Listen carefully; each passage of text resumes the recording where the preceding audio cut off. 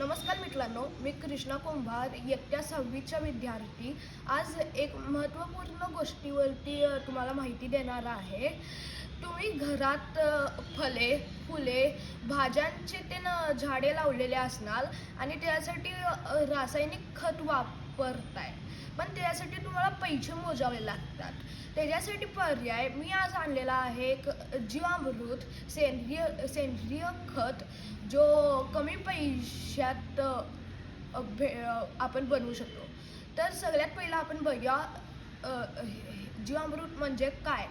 जीवामृत एक सेंद्रिय खत आहे जे सहज उपलब्ध होणाऱ्या साहित्याने बनवलं जाऊ शकतो आणि ते इतर रासायनिक खतांपेक्षा 10 पट जास्त चांगला आहे, जे सायंटिफिकली प्रूव्हन आहे.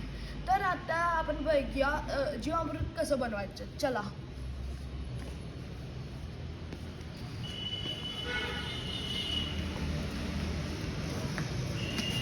जीवामृत बनवण्यासाठी साहित्य आपल्याला जे लागतात ते आहे गौमूत्र,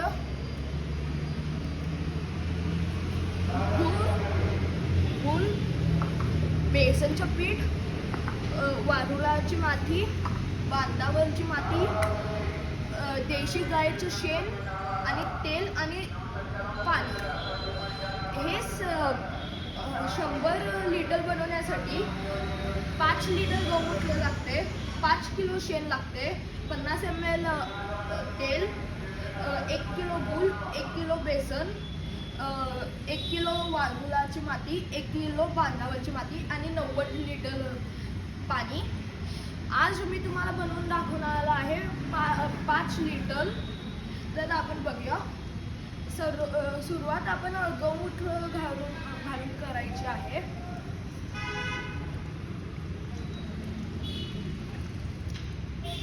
गौमूत्रमध्ये आपण हे मी 250 ml गौमूत्र घेतलेलं आहे 5 लिटर बनवण्यासाठी. त्याच्यात 50 ग्राम गूळ घालायचं. गूळ हे जे छोटे छोटे मायक्रोब्स असतात त्यांना खाण्यासाठी वापरले जाते आणि झाडांना ग्लुकोज आणि कार्बोहायड्रेट्स देते. ह्याला आपण नीट व्यवस्थित मिक्स करून घ्यायचं.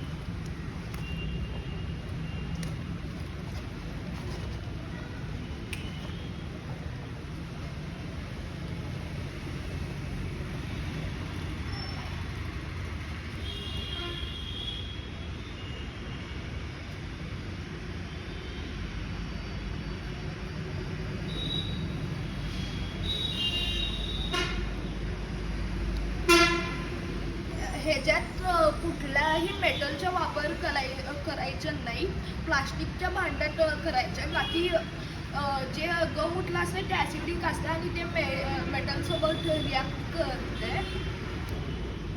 हे नीट व्यवस्थित मिसळून घ्यायचं आहे.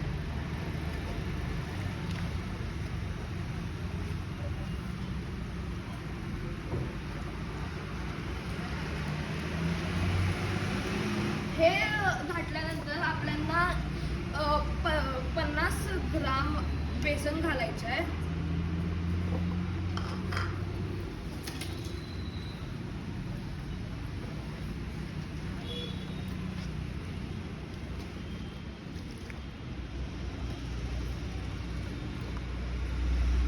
ह्याच्यात लम्स नसायला पाहिजे, नीट मिक्स करून घ्यायचं आहे. हे आपण शेणला गौमूत्राला हाताने टच केलं तरी पण चालते, काय हार्मफुल नसते. फक्त वास न हाताला राहण्यासाठी आपण ग्लोव्ज वापरतोय. ते पण मिसळून घ्यायचं आहे. त्याच्यानंतर वारुळाची माती घालायची आहे. हे गौमूत्र हे जीवामृतला कुचलेला वास न येऊ दे आणि त्याच्यामध्ये कुचून दे आणि कुचलेला वास नाही येऊ दे आणि त्याची शेल्फ लाईफ वाढवू दे म्हणून घालायचं. नीट मिसळून घ्यायचं.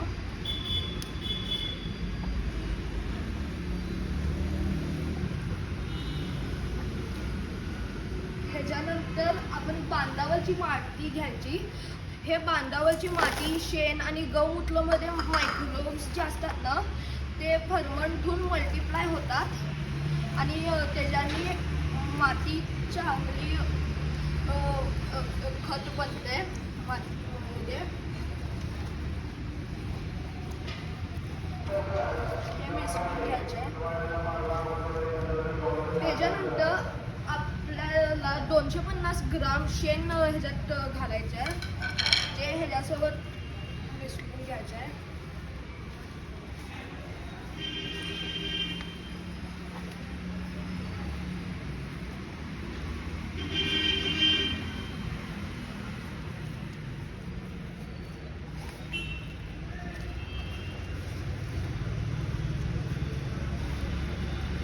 नीट मिसळायचं आहे, त्यात लम्सला खायला द्यायचं नाही.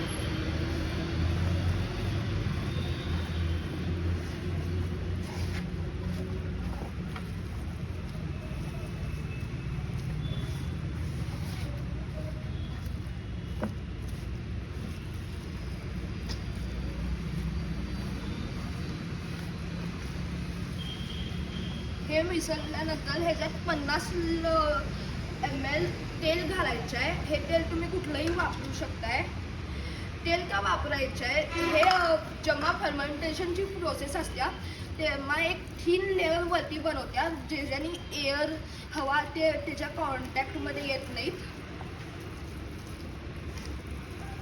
असलं नीट मिसळून घ्यायचं आहे. हे आपलं कॉन्सन्ट्रेटेड जीवामृत तयार आहे. पण जर आपण ह्याला असंच झाडात घातलं तर झाड जळण्याची पण शक्यता आहे, एवढं हे कॉन्सन्ट्रेटेड असते. म्हणून ह्याच्यात आपल्याला पाणी घालायची गरज आहे. हे 5 लिटर बनवण्यासाठी आपल्याला 4.5 लिटर पाणी घालतोय.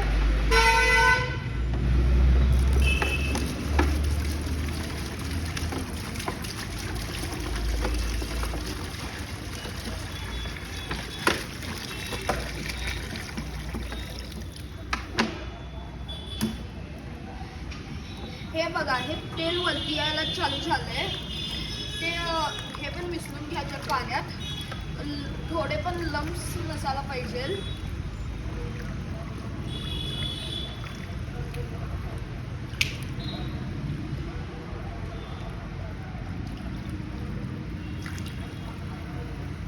आणि मग हे सगळं झाल्यानंतर आपल्याला 7 ते 10 दिवस फर्मेंट करायला ठेवायचं आहे. एका कापडाने झाकून ठेवायचं आहे. थिक क्लॉथचा वापर करू शकताय, सनलाईटला एक्सपोज न व्हायला देण्यासाठी. आणि दररोज 3 वेळेस एका काठीने ह्याला 21 वेळेस क्लॉकवाईज डायरेक्शनमध्ये असं फिरवायचं आहे, म्हणजे हे मिक्स होत राहते. हे असं आपल्याला 7 ते 10 दिवस दररोज 3 वेळेस करायचं आहे. मग हे झाकल्यानंतर फर्मेंट झाल्यानंतर हे जीवामृत तयार आहे झाडात घालण्यासाठी.